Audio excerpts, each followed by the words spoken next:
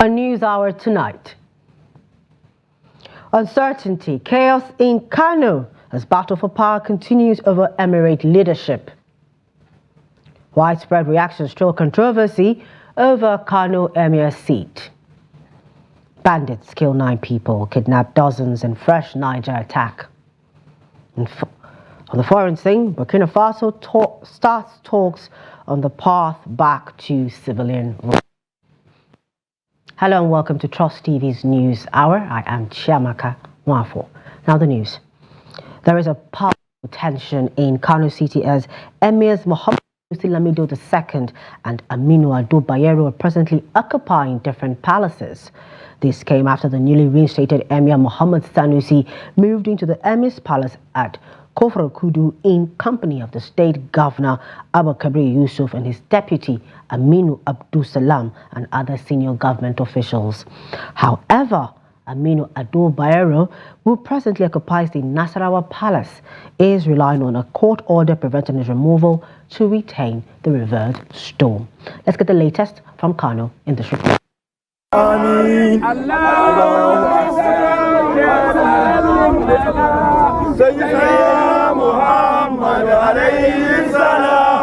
The return of deposed Emir Aminu Ado Bayero to the ancient city of Kano on Saturday morning brought in its wake a mixture of celebration and anxiety as supporters turned out en masse to welcome him home after a court order mandated the maintenance of status quo.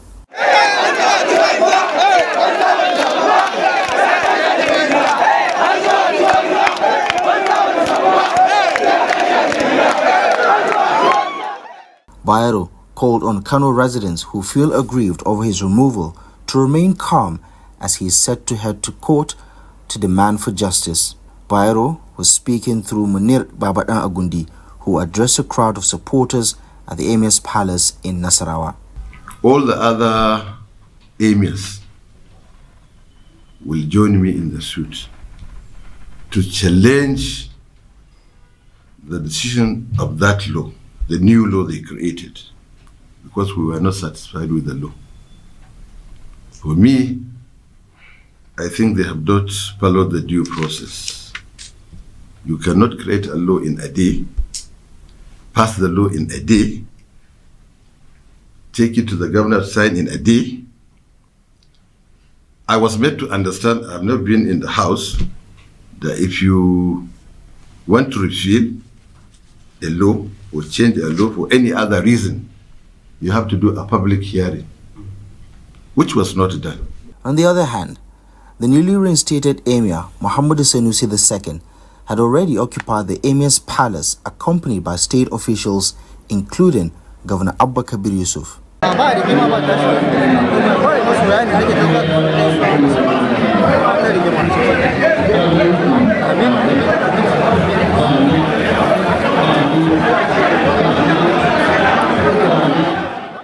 The situation escalated as Governor Yusuf orders the arrest of deposed Emir Aminu Bayero, accusing him of attempting to forcefully reclaim his position and disturb public peace in the state.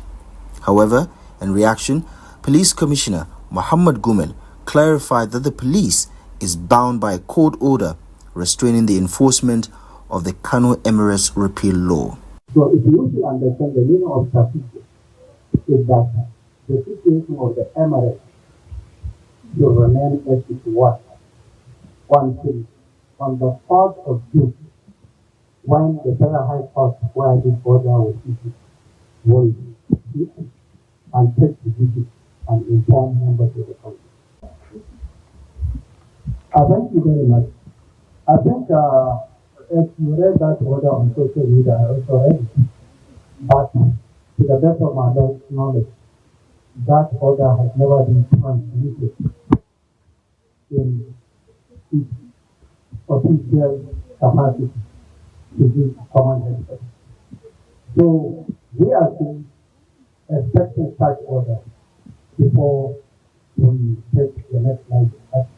By and large, you should know that order for an action has not been fixed. There is no time limit. for such order to be implemented, and the police cannot be under any pressure by anybody to say that the order must be implemented within a time frame. Meanwhile, Emir Sanusi Lamido Sanusi II made a grand entrance to the Kofar Kudu Palace, surrounded by security personnel.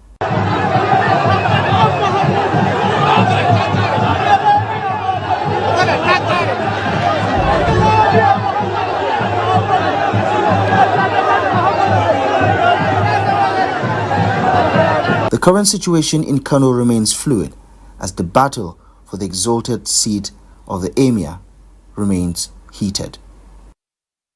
Now, Governor Abba Kabir Yusuf and his deputy Aminu Abdul Salam Gwarzo has left the palace where they have kept vigil, providing security to Emir Sanusi II.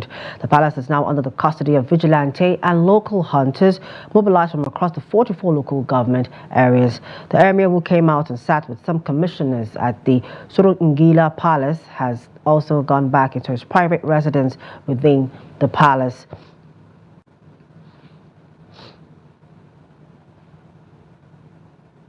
Joining us via Zoom to give more insights on this is Professor of Political Science, Bayero University, Kano Kamilu Sani Fage. Good evening, Professor. Thank you for joining us. Good evening, and thank you for having me. All right, so, Professor, what is happening in Kano looks like a proxy battle between the state government and federal agents. Now, what is your reading of this situation?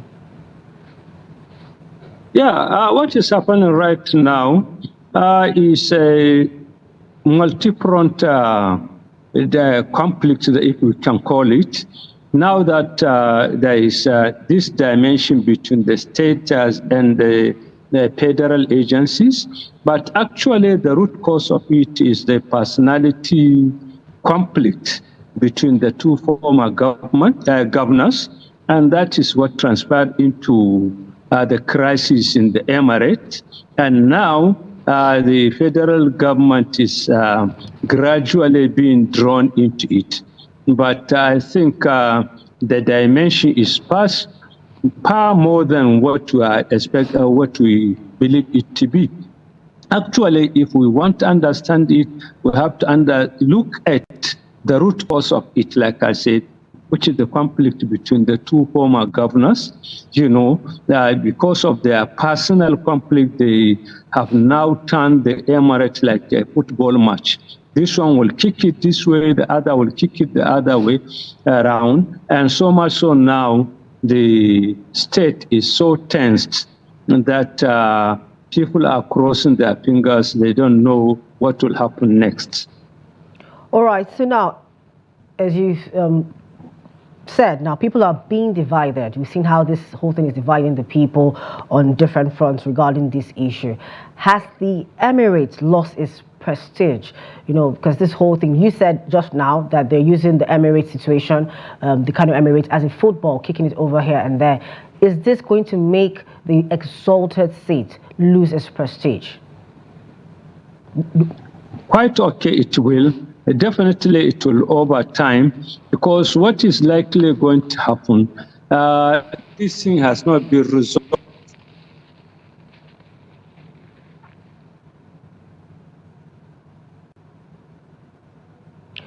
I apologize for that. It seems like we've lost our guest via Zoom. We'll circle back to that later, but let's continue with the news. The Office of the National Security Advisor, NSA, has denied claims that the NSA Nuru Ribadu facilitated the return of the dethroned Emir of Kano, Aminu Ado Bayero, to the city on Saturday. The spokesperson for the Office of the NSA, Zachary, described the claims as false. Zachary, who spoke in Abuja, was reacting to the State Deputy Governor, Aminu Gwarzo, who had accused the NSA of facilitating the return of the dethroned Emir. Earlier, the Deputy Governor said the law was clear on the process for the coronation of an Emir, adding that nobody has any right to interfere or enforce anyone on Kano people, in quotes. He had accused Ribadu of, quote, using security to intimidate the people of the state. However, the NSA, through its spokesperson, stated that the office of the NSA did not provide the aircraft that returned Ado Bayero to the state. Now we have the professor joining us again to continue our conversation on the Kano Emirate situation. Thank you, Professor, for joining us again. Okay, thank you very much. So as I'll repeat the question I asked earlier, with the situation happening now, citing you said they've used this Emirate situation as a football, testing it amongst themselves. Is it going to make that exalted position lose its prestige, regardless of whoever comes out victorious? Quite okay, that is what is going to happen, because already politics has messed up with the Emirate system. The Emirate system used to be held in high regard by the Kano people, what is known as Kano.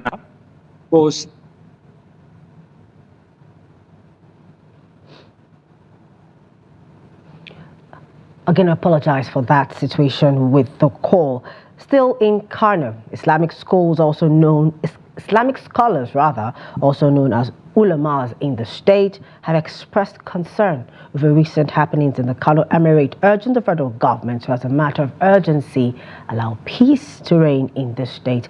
The Ulama Council made the call in a statement signed by members of the council led by Sheikh Abdullahi Uwais Limanchi. The statement said the recent happenings in the Emirate, if not carefully handled, could escalate and degenerate into chaos. The council called on both contending parties to use civil means in resolving their differences in order to allow peace to reign in this state. While the council says it vehemently opposes any measure that will bring escalation of conflict in the state, it also pledged to reach out to the contenders.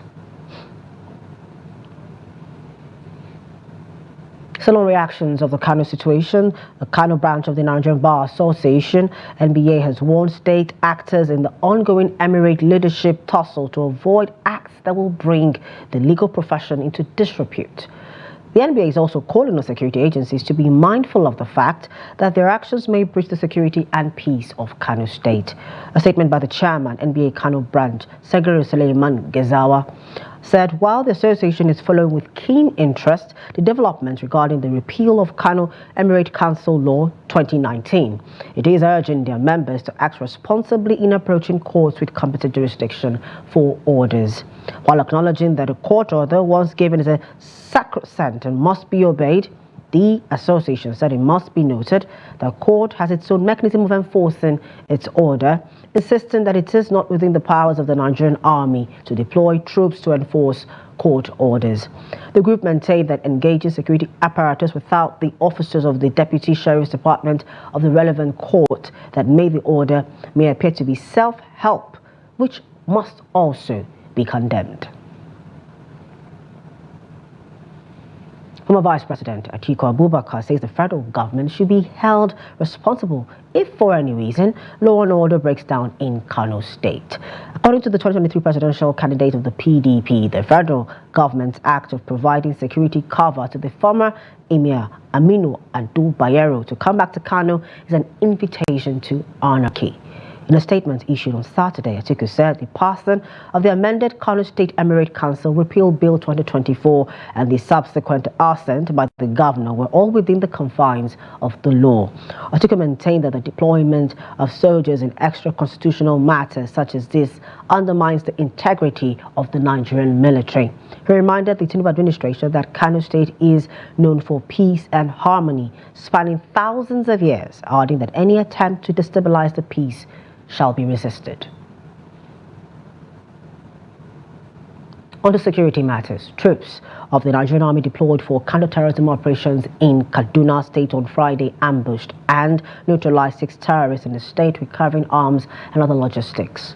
According to military sources, the ambush operation was staged at Kidandan Junction in Giwa local government area, where the troops laid in wait and made contact with the terrorists who fled, abandoning one pistol following a fierce firefight. The troops also cleared Two villages, another operation, recovering one motorbike left behind by the escaping terrorists who had crossed the nearby river valley. The troops further trailed the terrorists to Katoge village, a known terrorist enclave, and Prosson Point, where they sighted the terrorist scout who was immediately eliminated, resulting in the recovery of one semi-automatic pump-action rifle. The operation culminated in Saulawa village in Brunungwari local government area, where the troops overwhelmed the terrorists with superior firepower, neutralizing 5 more terrorists and recovering one AK-47 rifle, one G3 rifle, and 9 motorbikes. Cellular security bandits on Friday night killed 9 people, including 6 vigilantes in Kuchi and adjoining communities in Munya, local government area of Niger State. Dozens of other farmers, including women and children, were also reported to have been kidnapped by the attackers. Sources said bandits arrived in the community around 5 p.m. with sophisticated weapons and held residents hostage, shooting sporadically before taking away dozens. Reports say the bandits, numbering about 300, operated for about 6 hours unchallenged, forcing many to flee in the night.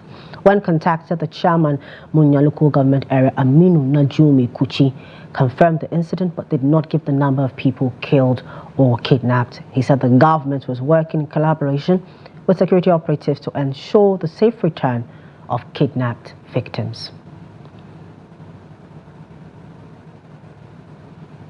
Now joining us is Abubakar Kote, Daily Trust reporter in Niger State, to give us an update on this situation. Good evening, Akote. Good evening. Thank you for joining us tonight on the News Hour.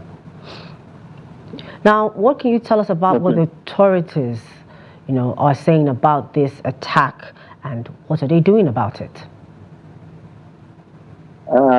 This evening, the update we had was the security operatives have been pushed forward to see to the community because as it stands now, the community has been deserted. Nobody is there, and the security agencies have directed they're there to ascertain the level of damage done during the attack. Then while they also continue the effort to rescue those that have been kidnapped.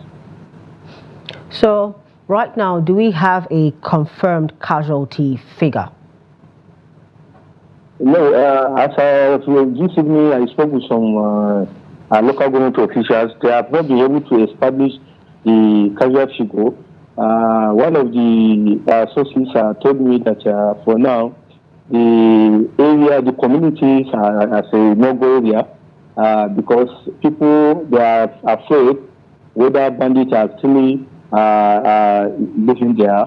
They have not left after the attack because nobody is there. But security agencies have been pushed forward. They are waiting to get feedback or reports, confirmed reports from security operatives. All right, now what can you tell us about the security challenges affecting the area in the Munya Council? Munya, Munya and Shiro are neighboring local governments. The 2 local governments have been suffering from banditry. But at a point, there was a relative peace until recently when the attacks resumed. For more than 1 month now, residents say they have experienced some series of attacks. Aside yesterday's attack, there was one that happened in a community called Kapana, which is not far from Section Power, the local government headquarters, where at least 2 people lost their lives, and then one specified number of people were kidnapped, who they are still in captivity. So the same thing also extends to Shiro local government. A day before yesterday, he was told this afternoon that if a day before yesterday, bandits struck in a community called Roro. They killed 2 people there. So the 2 local governments that nearby each other, they share border with Kaduna State. They have been attacked several times, and the attacks have resumed recently when farmers are preparing now to cultivate crops as the rainy season begins. All right, thank you so much, Abubakar Kote, for giving us that update on the situation in Niger State. Please do stay safe. Mhm. Moving into other stories, General Officer Commanding 3 Division of Nigerian Army and Commander Operation Safe Haven, Major General Abdulsalam Abubakar, has assured Plateau residents of safety following the incident that led to the death of a police officer, Tanko John, around Terminus Market of Jos local government area of the state. Major General Abubakar will disclose this in his just at the maiden Ruth March of security agencies which took place at Nigerian Air Force Barracks, said the joint security agencies are united towards ensuring the protection of lives and property through the show of force across the state. He warned trouble and mischief makers to desist from their actions and called for cooperation from residents and others to achieve peace in the state. The work that we do to make sure the citizens on the plateau are safe is mentally demanding and physically challenging. And that is why we must keep fit so that we are able to deliver on our constitutional mandates. The command and vision philosophy of both the Chief of Defense Staff, the Chief of Army Staff, and indeed all the service chiefs and all the heads of the security agencies at the federal level rests on 3 basic fulcrum, and that is jointness, synergy, and cooperation. And that is what we are here to show the people on the plateau today, that we are one, we are cooperating with each other, and we will synergize to ensure that the plateau is safe. Away from security stories, venturing into tailoring has changed the life of many youths, including Al-Amin Baba, who patiently worked hard to become a professional tailor. Baba is now an owner of a fashion design shop with relevant machines and apprentices. Trust TV's Bello Musa visited Al-Amin Baba's shop at Tudunwada, Kaduna, from where he sent in this report. Al-Amin Baba ventured into tailoring as an apprentice at a very teenage age. In 1993, my mom took me to Kasombachi to my boss, and then I spent about 18 months, that is 1.5 years. So I started learning the unisex.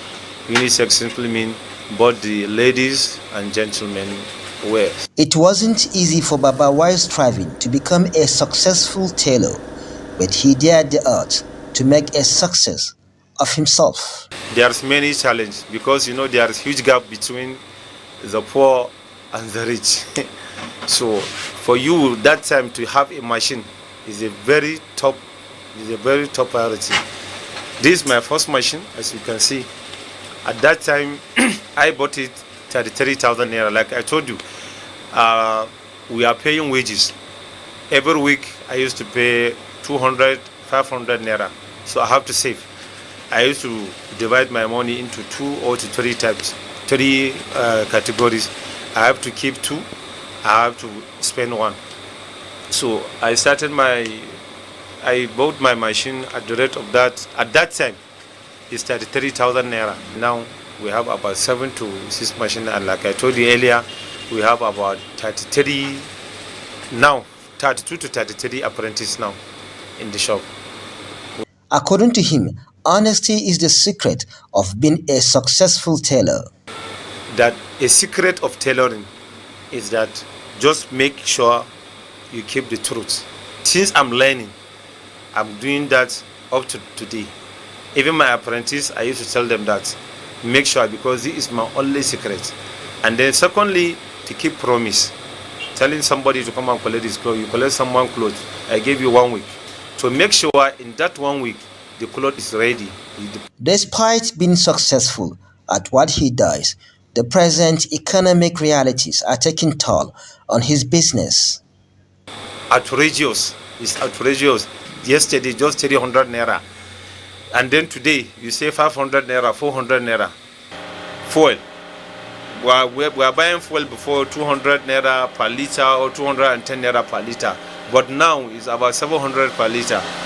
With the income he earns from tailoring, Baba has sponsored himself to study at the Kaduna Polytechnic. He is therefore urging youth to develop their skills in any trade in order to better their lives. Bella Musa, Trust TV News Kaduna. Hopefully all tailors will take a cue from Baba and learn to be honest.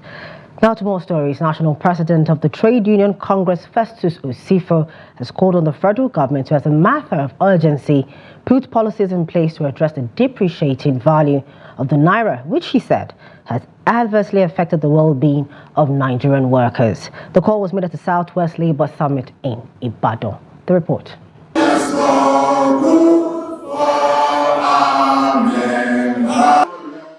It's the maiden Southwest Labour Summit, organized by the leaders of Trade Union Congress and union members from across the Southwest region and indeed other parts of the country. They are in Ibadan to address rare issues affecting workers.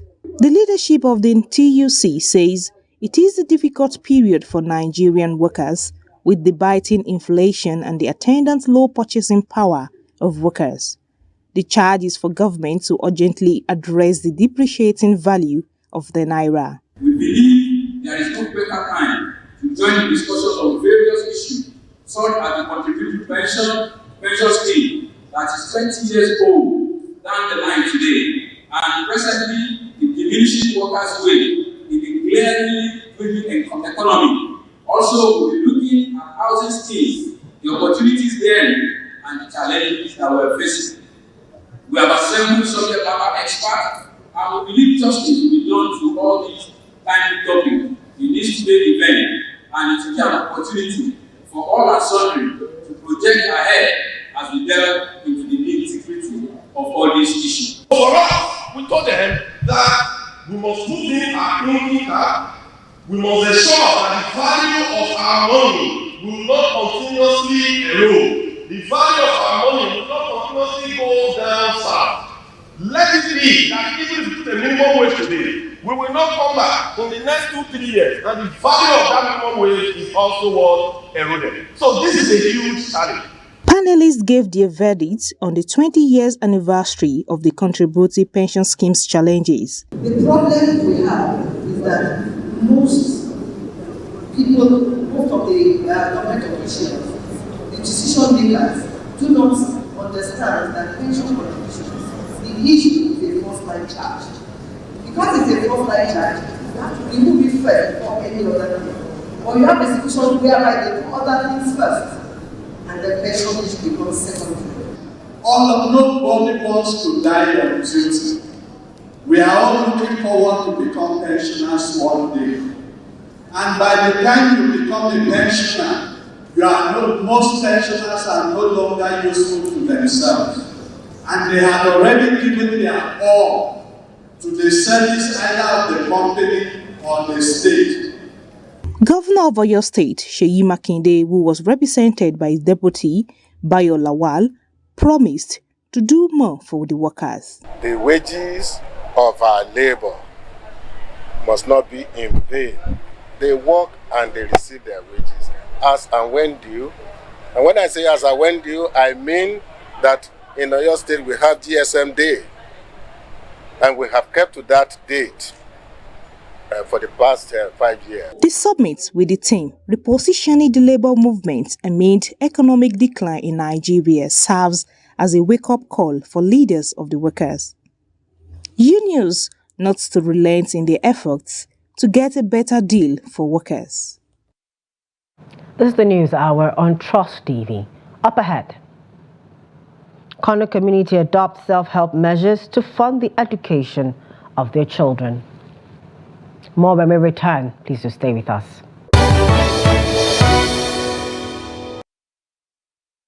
Welcome back. Thanks for staying with us. And if you're just joining us, it's the news hour on Trust TV, a recap of our top stories. We told you that uncertainty, chaos in Kano as battle for power continues over Emirate leadership. Also, widespread reactions trail controversy over Kano Emir seat. Now we're going to go back to our interview earlier with Professor Kamilu Sani Farge, who will now be joining us via phone call to continue the conversation. Good evening, Professor. Thank you for joining us again. Good evening, and thank you for having me. Okay, Professor. So our question, which keeps throwing us off, is back to that question, has the emirate lost its prestige? Yes. As a result of what is happening, the emirate is gradually losing its own prestige because, like I said earlier on, the emirate used to be held in high esteem by the Kanawa because it is seen as the custodian of our religion, the custodian of our values, and the custodian of our culture. But the way now politics has infiltrated into it, it is gradually losing its own prestige because in the past it is unheard of. You get people to come and say bad words or anything against the EMA. But now people will go into radio, TV, and other things, and utter all sorts of things for or against the EMA, which is an indication of that. And as a result of politics, sometimes you see even the EMA will be pelted with water, what we call pure water or other things. So these are all indications that gradually politics has messed up with the EMA system. Earlier, the spokesperson for the dethroned Emir, Munir Barba, said that he has never seen a place where a law was made and it was assented the first day. Is that something that is unheard of or has never been done, or will I say not normal or legal? Yeah. You see, the idea of having at least 3 readings before a law comes into effect is to enable or to allow the lawmakers to have a deep think into the process. And secondly, this is a public law, and it is supposed to be under democratic dispensation. It is supposed to have input from the people. In other words, there should be public hearing so that people will have a say, their own input into the process, because this is something that affects their own life, their own religion, their own culture, and everything. So, but everything was rushed, and I don't think this is the first time. Even the past law that dismantled or vulcanized Kano was the same, part of the same process. So I think this is what I'm saying earlier on, that it is personality conflict that has degenerated into this level and that has permeated everything. So that is why these people are saying what happened in the past, why was it right then and it is wrong now. But, two wrongs do not make a right. Okay? So unless there is intervention, this is what is going to continue in the future. Okay. Thank you so much, Professor Kamilu Sani Fage. It's been a pleasure having you on news for joining us. Thank you very much. Moving to stories over in Delta State, Sheriff on Friday assured the people Okwama community in Haley South local government area of the state that the government will rebuild the school and health center. The crisis that rocked the community after the killing of 4 military officers and 13 soldiers.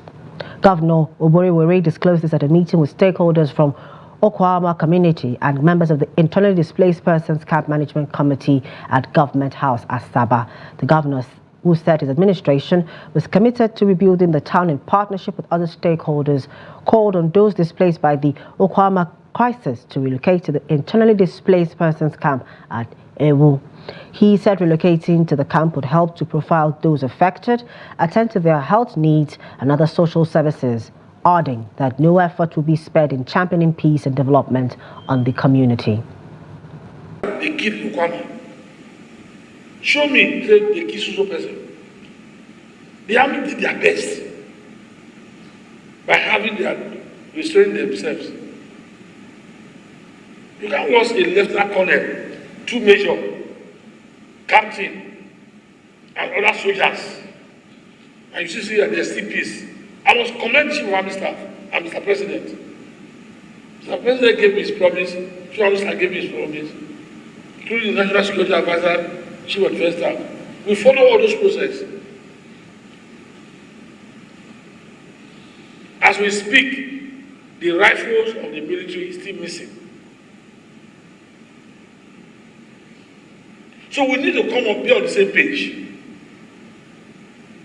But there's a way we will do it. You go to a stage, government will say, okay, since you don't want this one, let us do. Because people are attacking the process to blackmail state government and federal government. Our fears, which was the fact that the Okoloba people are wishing that Okwama leave the place so they can occupy the place, he has allayed that fear that that will not happen, that Okwama will be rebuilt, but it's a matter of time. Those are very reassuring words for us. The fears that we have before that he has allayed, he's told us too that immediately that the health center will be built side by side with the school. In the next 3-4 months, we'll get that standing. That for us is reassuring. Moving back to Kano State, where the lack of adequate teachers across existing public schools in Sakua community of Dawankinkudu local government area of southern part of the state is fast becoming a source of worry for members of the area. A visit to Sakua revealed that it takes communal efforts to keep the wheel of education running in the area. Salim Ibrahim tells us more. The community, which shares boundary with Kumbozo and with the local government areas, located some few kilometers away from Kano metropolis, is in dire need of adequate teachers to bridge the existing gap, posing challenges to education of the younger ones. The community is one of the biggest and busiest places in the local government area. It has a population of over 23,000 people who are largely farmers and businessmen. However, for years, about 10 public schools in the area are struggling with inadequate manpower and a conducive environment for learning as residents, well-to-do individuals, among others, tax themselves through an association to pay voluntary and temporary teachers to teach their children spread across the schools.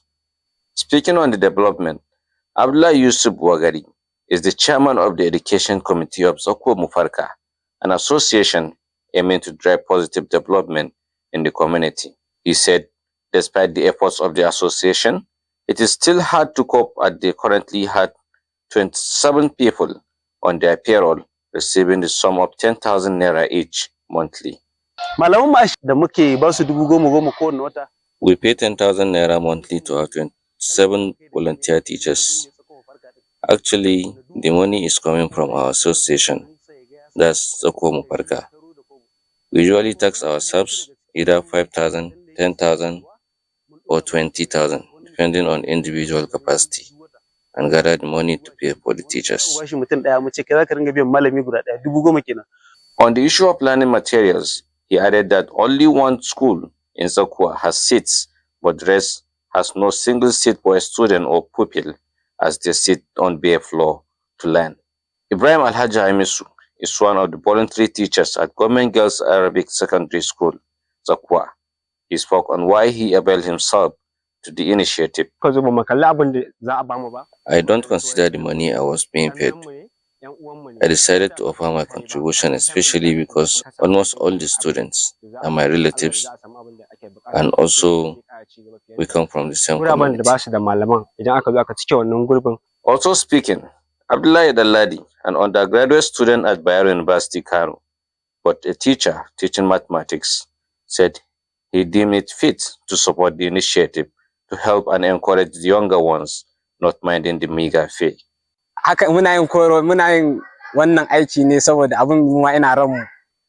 We are doing this work because we like it. Most of the students are our sisters. Also, the 10,000 naira encourages us to do the work.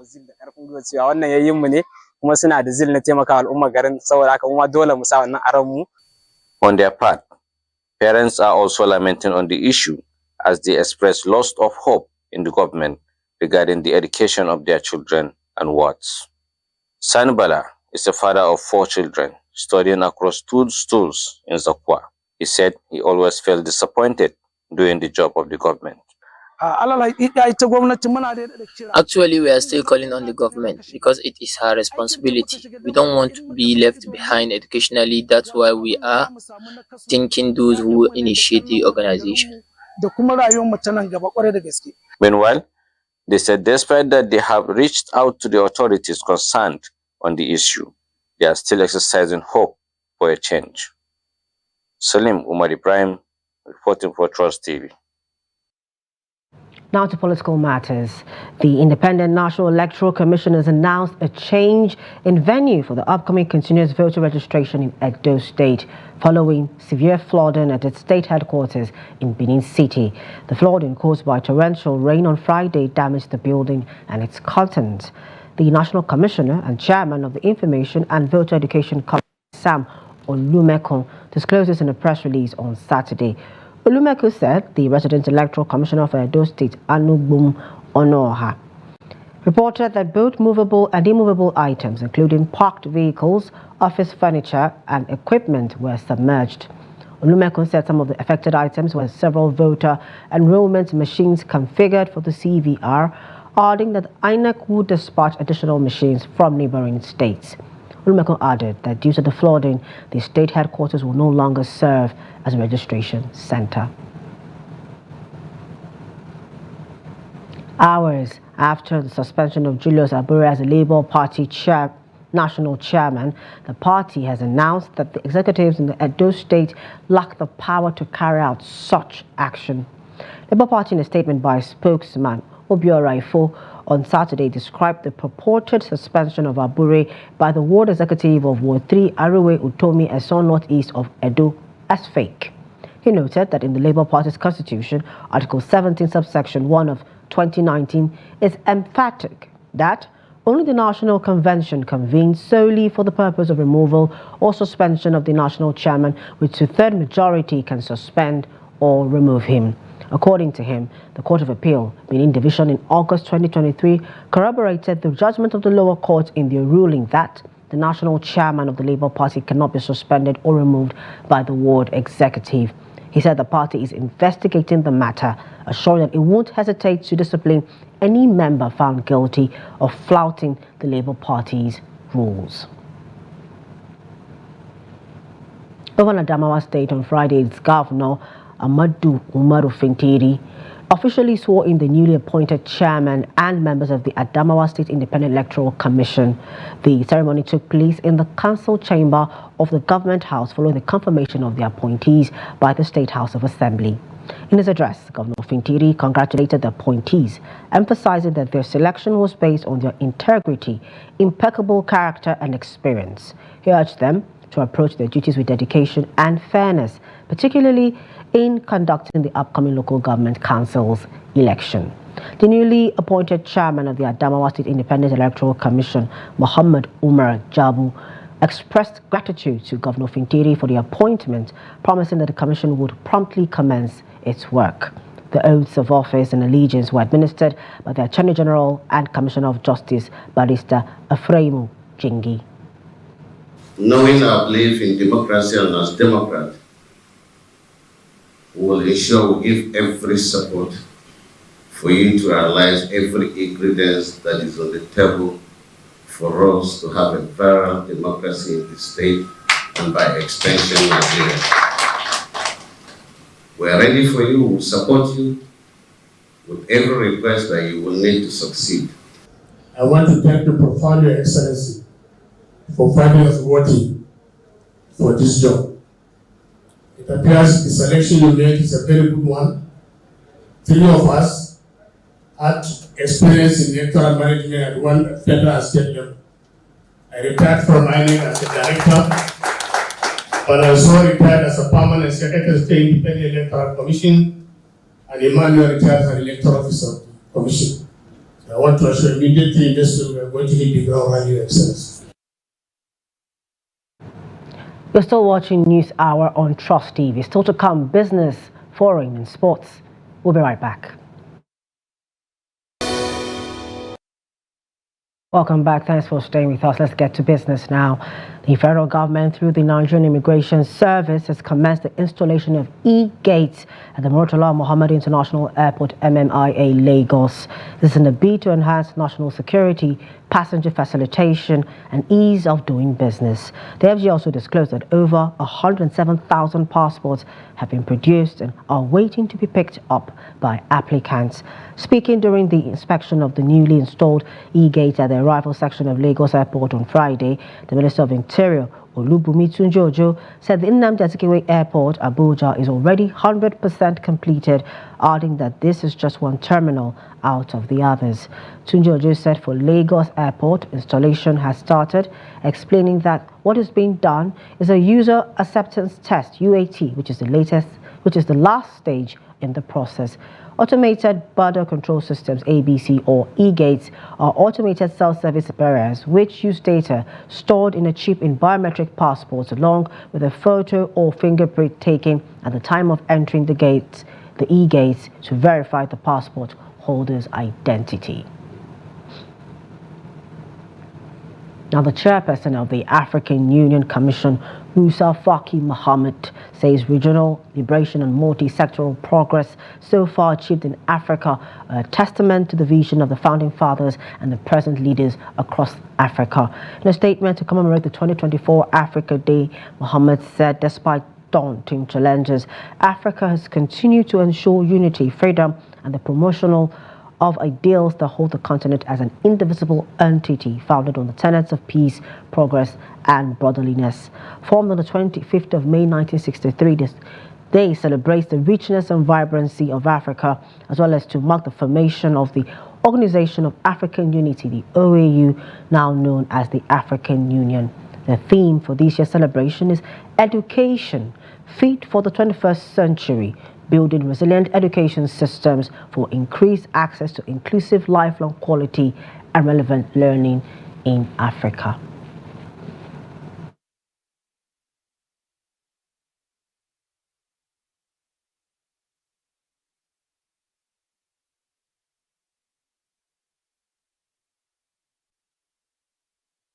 Fellow Africans across the continent and in the diaspora, 25th May 1963 to 25th May 2024, what a long way you have come. Africa has freed itself from the yoke of colonialism and the appalling system of apartheid. Its intellectual, scientific, and cultural resources have been immensely developed, diversified, and enriched. Its economy has grown at rates envied by many parts of the world. Its resilience during the global COVID-19 crisis impressed many. Tribute to Africa CDC, which made a major contribution to our successful continental response. Away from Nigeria, a two-day national dialogue on Saturday began in military-run Burkina Faso as the West African nation beset by terrorist violence tries to chart a path back to civilian rule. Quote, "We have a date with history," Government Minister Emile Zerbo said while reading out a message on behalf of Junta Chief Captain Ibrahim Traore at the opening ceremony broadcast on national television. The army has governed Burkina Faso since 2022, carrying out two coups that it justified in large part due to the country's persistent insecurity. An initial national dialogue adopted a charter that installed Traore as president and put in place a government and legislative assembly. It set the duration of the transition to civilian rule at 21 months, with the deadline due to expire on July 1. But Traore has repeatedly warned holding elections will be difficult given the perilous security situation. According to one participant, the debates will focus on the length of the transition, which could be extended by up to 3.5 years from July 2. Over in Kenya, at least 5 people were killed and several others missing after an informal gold mine collapsed in northern part of the country. Officials and local media said the bodies of 5 miners have been recovered from the Hilo artisanal mine, while another 3 people were unaccounted for. Regional Commissioner Paul Rutich on Friday said at least 8 casual miners were inside the mining ground when the walls collapsed and buried them alive. 2 injured miners were taken to hospital, Kenyan broadcaster NTV reported on Saturday morning. Hundreds of people had been killed in floods and landslides across the country following weeks of torrential rains. Mining had continued despite authorities closing the mine near the Ethiopian border in March after several people were killed in clashes between local communities over access to the area. And in sports, Manchester United on Saturday evening defeated their Premier League rivals Manchester City 2-1 to win the season's FA Cup trophy. The FA Cup final was played at Wembley Stadium. Alejandro Garnacho put the Red Devils in front in the 30th minute before Kobe Mainoo doubled the lead for Eric Ten Hag's side. However, Jeremy Doku pulled one back for Pep Guardiola's side in the second half. City failed to equalize as the match eventually ended in a 2-1 scoreline in favour of United. Now let's join Adini Ajishafe for more sports news.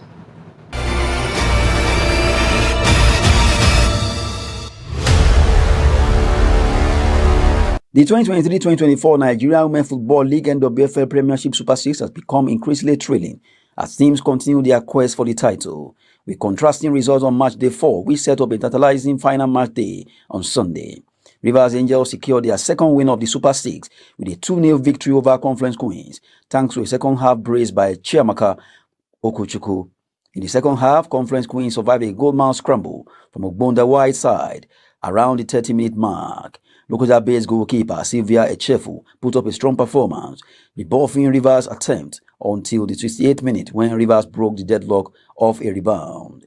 The third match between Edo Queens and Nasarawa Amazons was closely contested, with Moses Aduku's side securing a hard-fought 1-0 victory, moving to the top of the table with 9 points. Edo Queens captain Suliat Abidin's brilliance in the 81st minute secured the win for the Benin Arsenals, leaving the league title up for grabs among the top 3 teams. Edo Queens top with 9 points, followed closely by Rivers Angels and Bayelsa Queens, each with 8 points, while Conference Queens have 3 points, Hadla Queens 2 points, and Nasarawa Amazon also with 2 points. On Sunday, a win for either Edo Queens or Bayelsa Queens will secure the title for the winning side, depending on the outcome of Rivers Angels' match against Heartland Queens, which will be decided by goals difference. And still on football, ahead of the first of the remaining 6 match days of the 2023-2024 Nigerian Premier Football League season, the chairman of the league board, Benga Elegbele, has called on the clubs and match referees to stay true to the spirit and letters of football rules. Elegbele, who commended the clubs for the improvement in the performances of their players, as reflected in the quality of play and competitiveness of the matches, urged them to keep the league free of bad blood on and off the field. To the referees, Elegbele, who doubled as the second vice president of Nigerian Football Federation, warned against incompetence and bias in officiating matches. The season was paused after match day 32 to allow Rivers United complete the backlog of games that accumulated due to the involvement in the CAF Competitions Cup. Rangers International, Remo Stars, Eyimba International and Shooting Stars are the front runners for the title. That's Sport News. I'm Adeni Ajisafe.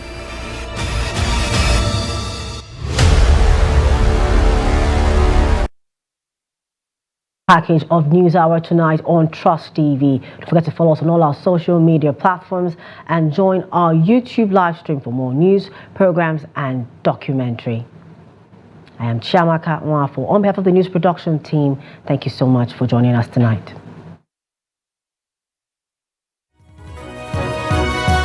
Daily Trust News Center, this is the News Hour.